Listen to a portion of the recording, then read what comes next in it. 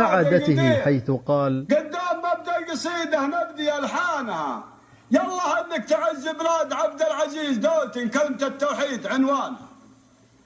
بلاد صقر حكم بشلفة وسيف شطير، واحتمى المملكة عن كل عدوانها، زال عنها الضلال الله يجزاه خير، تستورها الشرع والتوحيد تيجانها لبس المملكة، تقدها بالحرير عاش الفهد، عاش عبد الله وسلطانها، يا مسلط على أهل الفيل طير يطير تحفظ بلادنا وتهين عدوانها، يا مسلط على أهل الفيل طير يطير تحفظ بلادنا وتهين عدوانها. أمنا اللي لها بالقلب قدر كبير، كلمونا عيال الدار وابوانها، ما يخون الوطن غير الصغير الحقير، عقب ما ترضعه من ديدها خانها، عيب يا الشله اللي معداها تغير، يهدمون المنازل فوق ودعانها.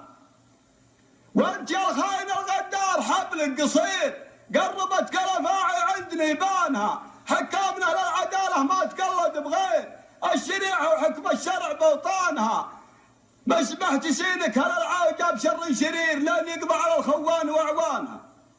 يا كلاب المستسمه عسى متى بخير، الرجال الطيبه ما تخون اوطانها، يا مهبط الوحي يا حماة العلي القدير مقدسات، يخون الله من خانها تعزن من الله، وبتنور منير الرسول وبيوت الله بوطانها. قصيدها قضى تسمح لنا يا الامير، كملت يا ابو متعب كل قيفانه. سلامات.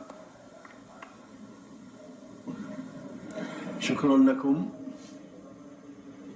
وأتمنى لكم التوفيق، وأنتم ولله الحمد رجال من رجال، من أباكم وأجدادكم ما شفنا منكم إلا كل خير ولا سمعنا منكم إلا كل خير، وأرجو لكم التوفيق والنجاح